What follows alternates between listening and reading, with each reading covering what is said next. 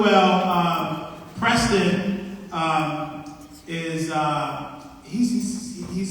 he has a huge contract now with like Champs and Obama Foundation, and now he's cutting hair in schools and mentoring kids in schools, which is pretty awesome. And he owns his own shop now across the street from the police station on the south side.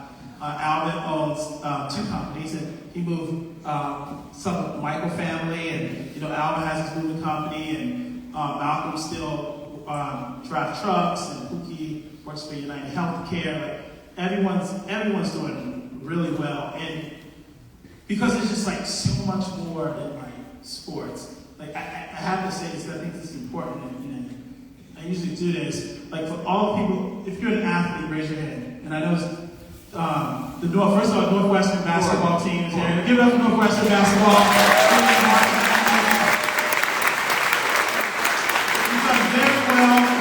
We want to give it up to you guys. You've done very well this year. And my boy Luke is here. Like he's one of the kids that I mentor. He's like, I'm here in school in Massachusetts, and I'm in Northwestern, and we have a really good relationship. But for all those who are athletes, just real quick question, just so we can understand this. I want you guys to think about your favorite coach, right? And in one word, what was the number one thing you learned from your coach? In one word. So all athletes, raise their hands again. Oh, no matter who you are, raise your hand. What's the one word?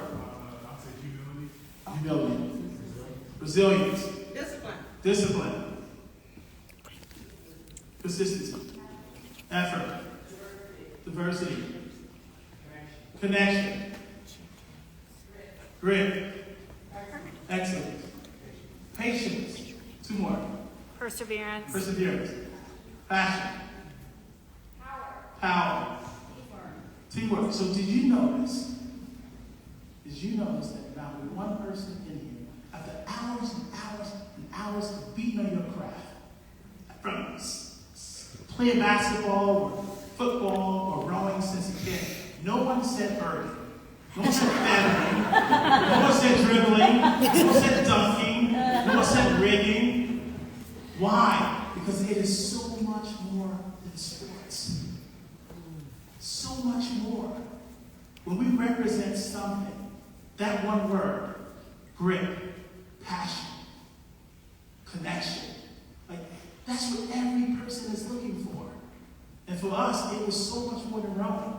What we were looking for is how to connect, how to have grit, how to have power, right? How to have passion. And we give young people all, if you can get every young person, no matter who they are, where they're from, that one word, it changes our city. When you think about our greatest leaders, when you think about, Harriet Tubman, you don't think about her career as a union spy, but you think about the freedom that she brought to so many people. When you think about Nelson Mandela, you don't say, oh, the attorney, but you think about the activism work and the peace that he brought to so many villages. When you represent something bigger than your career, bigger than your major, that's when change happens.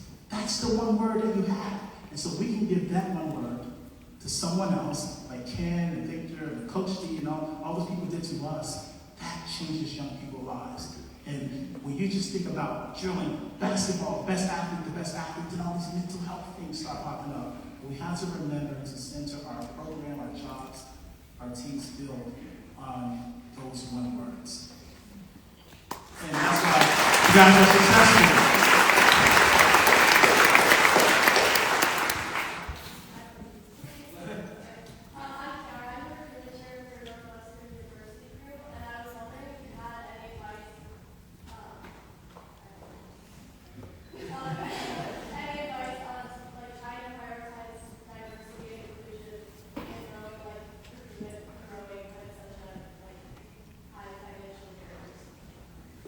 Well, we all know, like, growing, the barriers is cost, right? The boat's the same price as a Mercedes, some boats, right?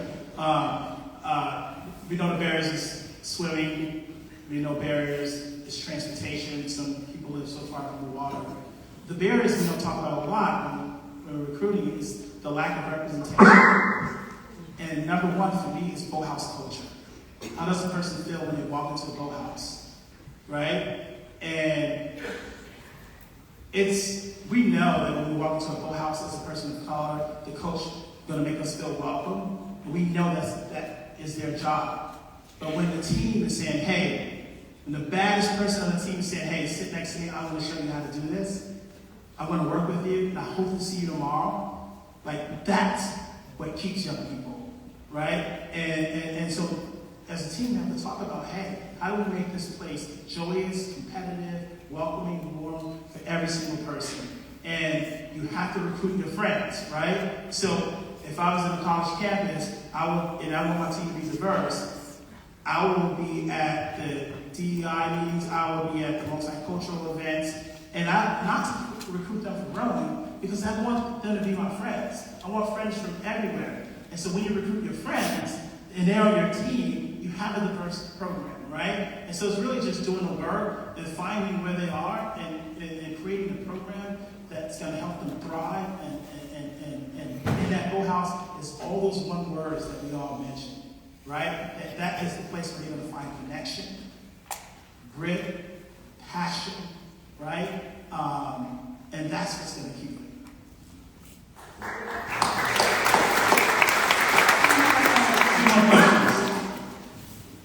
Arshay, how you doing? Hey, that's my history teacher, y'all.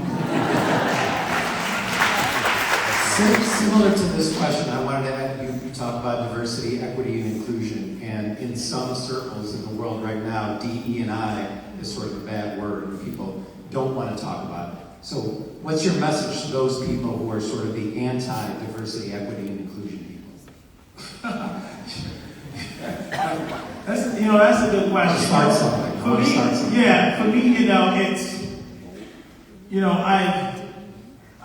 it's, I've spoken a lot of places, right? And I think for me, it's we show them, when people see me, when they see our team, they're diverse. It's not just one side. It's show them. And I'm always challenging people to have uncomfortable conversations. Like, as an athlete, you don't accomplish anything comfortable, right? And so when I'm in those spaces, I'm challenging them to have these uncomfortable conversations. And what happens when you bring people together, right? So it's really, for me, it's the action. When they saw us rowing with Mike and the team, right? When they see kids that grew up in the burbs, or now on the west side of Boston, they come together and they're rowing together. But it's really, for me, it's proving that what happens, right? It's the results. It's that we get. It's the kids that are now getting along. The people say, hey, I once thought this way and I'm not, right? It's really showing them our work that gets it done, right? And sometimes I don't spend a lot of time convincing, right? But we just do, and we use our sport to do it. And so I think that's kind of what we've been doing. I don't get stuck on it. I just know in our work that it is growing, right? And I'm showing that through video, and showing that through film, through our writing, And I think the storytelling is so awesome. And I'm gonna end with this. I got a call from a librarian, and they said, we just bought 300 books. All our kids have read it. We just watched the movie. We need you to come now. I was like, I can't come now. I was like, where are you? And they said, Alliance, Ohio. I said, I didn't even heard of Alliance, Ohio. And it's like, we need you to come. These kids need to hear from you. And so right away I'm thinking, like, oh man, these kids, man, grew up like I did. I got to go. So I was like, give me 2 weeks. But a Zoom call. I didn't do a Zoom call. So, and I was appreciative that they bought 300 books. And so to get to Alliance, Ohio, you have to fly to Pittsburgh or Cleveland and drive an hour and a half. And so I go to Pittsburgh, and I pick up my friend Matt, and we drive to Alliance, Ohio. There's 5 minutes left on the GPS. And I look up, and there's Confederate flags everywhere. And I was like, U-turn, no, but my whole thing is I go anywhere. I go where people don't that's where I go. And I walk into the school, and I walk into this auditorium, I don't see a teacher or a kid that looks like me. And as I walked down the aisle, they started clapping like I was LeBron James. And I walked up to the front, and this girl stood up, and she said, I'm the class president, and you can see tears in her eyes, and she said, we want to thank you, because we all have unlearned everything our parents taught us about people who look like you. And that's the amount of messages that I got from those kids, and every message almost started off with my eyes were open, right? Like everyone goes to the news or to journalists to learn about what happens on the West Side, not really understanding the structural limitations, the redlining, the black belt, and all those different things. And so for me, it's always finding a way to storytell, right? To put out a message that resonates with hearts, because everyone has this wall up. That's kind of what, and I do it through talking about what their kids go through. And, you know, because everyone lost somebody, you know what I mean? And so that's the way we kind of connect through just storytelling, and so it's working. It's working. And so we're seeing it everywhere. We have growing programs all over the country and hopefully the world still. So,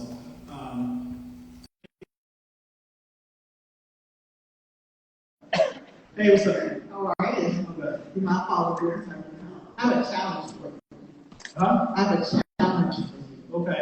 Since you know, now I want you to become a U.S. official. There's only 6 of us in the United States. 7. One of us passed away last year. I want you to now be on the other side to see what we see from that point of view. I want you to get the whole picture of this sport and see where we go. So, That's your challenge. so let me tell you this. I met with Melissa, and I said, hey, listen, every parent that I know. Melissa for the rest of us? Oh, Melissa's Raph, and Melissa Chong. So I said, I want to get every parent I know, find folks who are master rowers to be a part of that. The great Unit of France is the first Black Olympian in the history of our country in 76 games, who boycotted the 1980 Olympics, who is my mentor, who is vice president of the International Olympic Committee, looked at me and said, you're not home a lot. You have thousands and thousands of young people to the sport of rowing. And you are moving the scale that no one has ever been in rowing. And she said, what I want you to promise me is that when someone asks me something, don't say no. Just say, not now.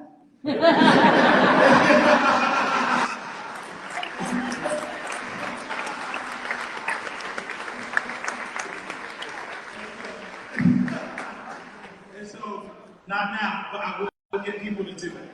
And so last thing I want to say before we close up, it's important, because I was going to talk about what's now. So before we do that, I want to thank my City Year family that is here. I see today.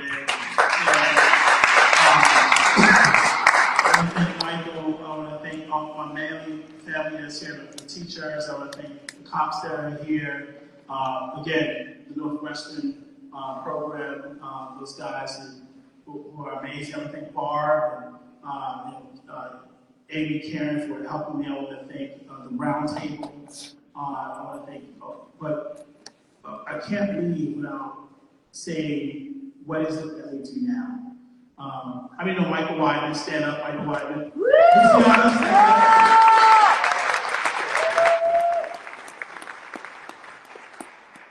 So, we have, the North Channel Community Rowing and Evanston High School.